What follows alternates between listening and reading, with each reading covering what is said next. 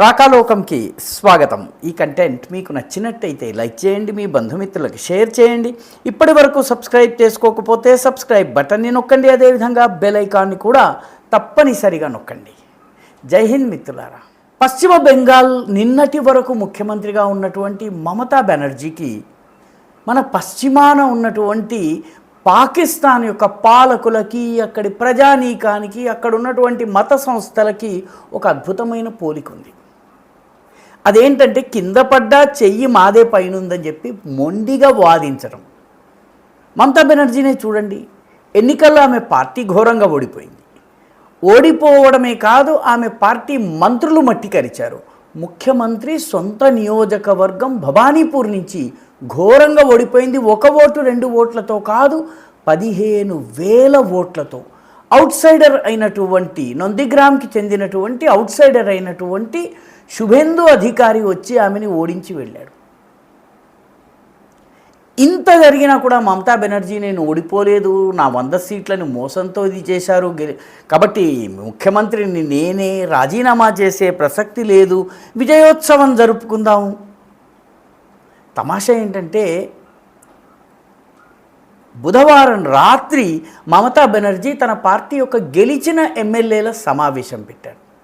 సమావేశం పెట్టడానికి ఆమెకి 2 రోజులు పట్టింది. 4వ తారీఖున ఫలితాలు వస్తే 6వ తారీఖు వరకు ఆమె మీటింగ్ పెట్టలేదు.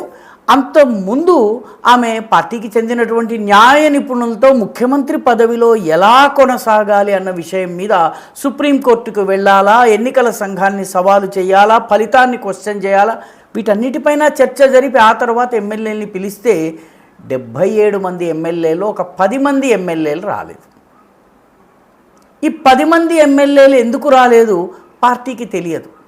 అంటే పార్టీలో ముసలం పుట్టినట్టే మమతా బెనర్జీ ఓడిపోయిన తర్వాత చాలామంది విశ్వాసం సడలిపోయినట్టే. కానీ మమతా బెనర్జీని అడిగినట్టయితే నేనే ఇప్పటికీ ముఖ్యమంత్రిని, నా ప్రభుత్వమే నడుస్తుంది, నా ప్రభుత్వాన్ని తొలగించలేరు అన్నటువంటి శుష్క వాదనలు, మొండి వాదనలు చేస్తుంది. మన పొరుగున ఉన్నటువంటి పాకిస్తాన్ కూడా సరిగ్గా ఇలాంటి దేశమే.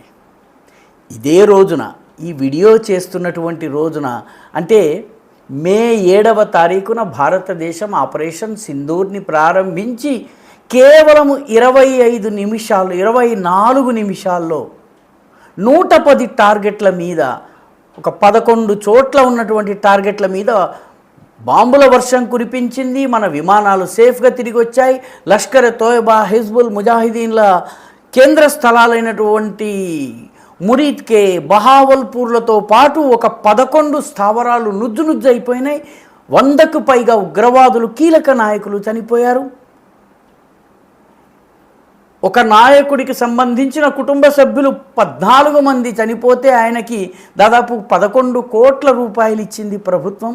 ఇంత జరిగిన తర్వాత పాకిస్తాన్ తిరుగుబాటు చేసి మన మీద తిరుగుదాడి చేసే ప్రయత్నం చేస్తే 7, 8, 9 3 రోజులు పాకిస్తాన్లో ఉన్నటువంటి మొత్తము వైమానిక బేసెస్ అన్నిటి మీద దాడి చేశాము. వాళ్ళ nuclear command and control structure పైన దాడి చేశాము.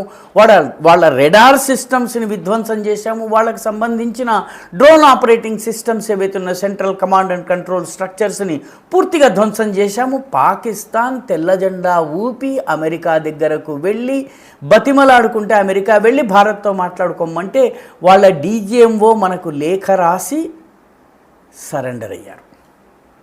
ఇది ఆపరేషన్ సింధూర్. ఈ ఆపరేషన్ సింధూర్ మే 7న ప్రారంభమైంది. భారతదేశంలో ఆపరేషన్ సింధూర్ గురించి పెద్దగా హడావిడి లేదు. కానీ పాకిస్తాన్లో ఈరోజు సంబరాలు జరుగుతున్నారు. 1 రోజు కాదు, 10 రోజులు సంబరాలు జరుపుతున్నారు.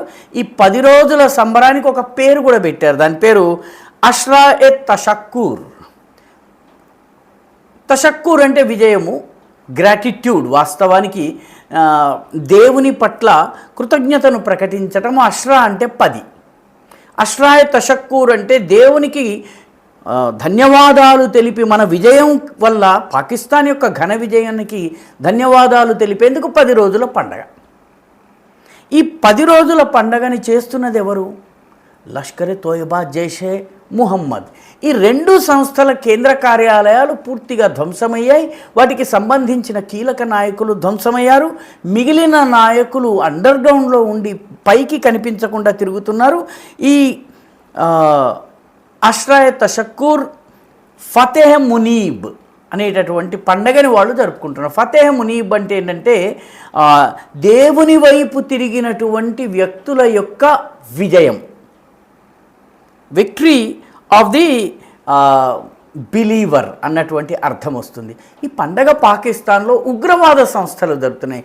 7వ తారీఖు దాడికి ధ్వంసమైనటువంటి ఉగ్రవాద సంస్థలు జరపడమే కాదు, దానికి పాకిస్తాన్ ప్రభుత్వం, పాకిస్తాన్ ముస్లిం లీగ్ ఏదైతే ఉందో ముస్లిం లీగ్ సపోర్ట్ చేస్తోంది.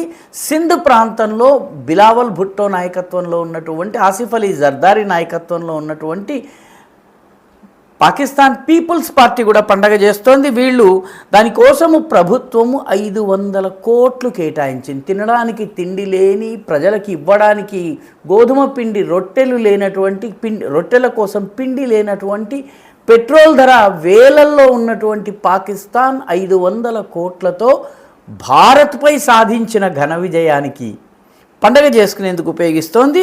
దీనిలో మెయిన్ పండగ మే 8వ తారీఖున ఇస్లామాబాద్లో జరుగుతుంది.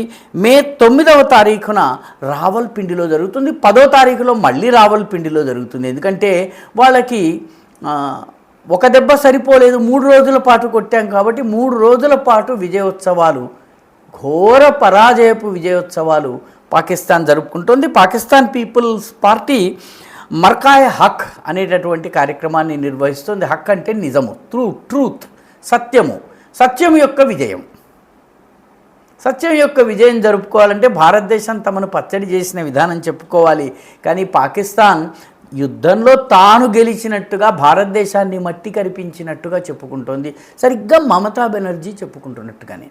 ఘోరంగా ఓడిపోయిన తరువాత కూడా ఓటమిని అంగీకరించకపోవడమే కాదు, తాను ఇంకా ముఖ్యమంత్రినే అన్నట్టుగా చిట్ట చివరికి బిళ్ళబంట్రోతు కూడా మాట వినని పరిస్థితిలో, మామూలు కానిస్టేబుల్ కూడా ఆమెకి సెల్యూట్ చేయని పరిస్థితిలో ఉన్నటువంటి మమతా బెనర్జీ తాను గెలిచానని ప్రకటించుకున్నట్టుగా, పాకిస్తాన్ కూడాను ఆపరేషన్ సింధూర్లో తాను గెలిచినట్టుగా, పైగా మనమందరము మర్చిపోయినటువంటి బున్యాన్ అల్ మర్సూస్ అనేటటువంటి ఆపరేషన్లో మేము గెలిచామని పాకిస్తాన్ చెప్పుకుంటోంది.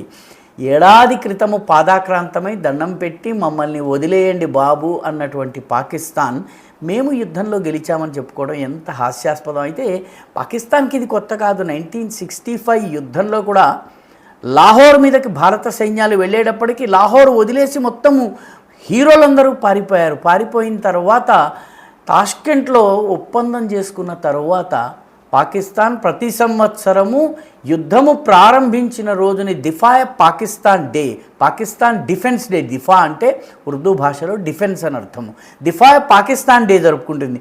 యుద్ధంలో ఓటమిని కూడా విజయోత్సవంగా జరుపుకోవడం ఎలా తెలుసుకోవాలంటే భారతదేశంలో మమతా బెనర్జీ దగ్గర నేర్చుకోవాలి. పాకిస్తాన్లో అయితే పాకిస్తాన్లో ఉన్నటువంటి ప్రభుత్వము, ముస్లిం లీగ్ పార్టీ, అక్కడ ఉన్నటువంటి నాయకులు, ఉగ్రవాదులు, వీళ్ళ దగ్గర నుంచి ఖచ్చితంగా మనం నేర్చుకోవాలి.